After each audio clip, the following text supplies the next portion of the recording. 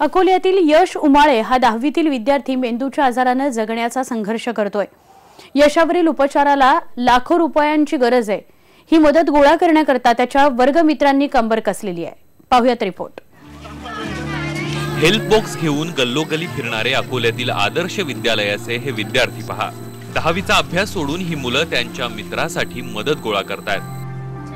त्यांच्याच वर्गात शिकणारा यश उमाळे हा गेल्या 1.5 वर्षांपासून मेंदूच्या आजाराशी लढतोय। घरात 18-20 दारिद्र्य असलेल्या यशच्या आईवडिलांकडे त्याच्या उपचारासाठी पैसे नाहीयेत। विद्यार्थ्यांना ही गोष्ट समजल्यानंतर त्यांनी स्वतःकडचे पैसे तर दिलेच, शिवाय पैसे गोळा करण्यासाठी हातात हेल्प बॉक्स घेऊन प्रभात फेरीही काढली। लोकांनी ही मदत करावी असं आवाहन यशच्या मित्रांनी केलंय। आम्ही तर मदत करतच आहे, पण इतरांकडून जेवढी मदत त्याला होऊ शकेल तेवढी मदत त्यांनी प्रत्येकाने करावी। आणि माझं इतर लोकांना पण सांगणं आहे की आम्ही तर आमच्याने जेवढी मदत झाली तेवढी केलीच लहान लेकरांनी मिळून, पण तुम्ही पण 2 हात मदतीचे समोर करा, जेणेकरून त्याचं आयुष्य वाचवेल। अवघ्या 4,000 रुपयांमुळे यशवरील उपचार थांबले होते।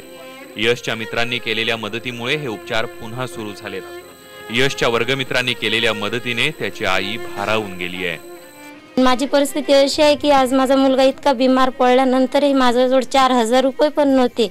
जेव्हा या बायांनी गोळा केला चंदा, तेव्हा माझ्याजवळ आणून दिलं, तरच माझ्या मुलाचा उपचार चालू झालेला आहे।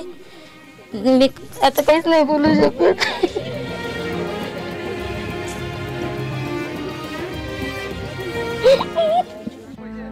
यशच्या उपचारासाठी लागणारी रक्कम मोठी आहे, पण ही रक्कम गोळा करण्यासाठी विद्यार्थ्यांनी केलेला प्रयत्न नक्कीच कौतुकास्पद आहे। मित्र म्हणून विद्यार्थ्यांनी त्यांचं काम केलं, आता समाज म्हणून यशची मदत करण्याची जबाबदारी तुमच्या आमच्या सर्वांच्या खांद्यावर आहे। यशचं आजारपण पाहून त्याची चिमुकली मित्र समोर आली आणि त्याच्या आजारपणासाठी प्रभात फेरी काढून मदत गोळा केली।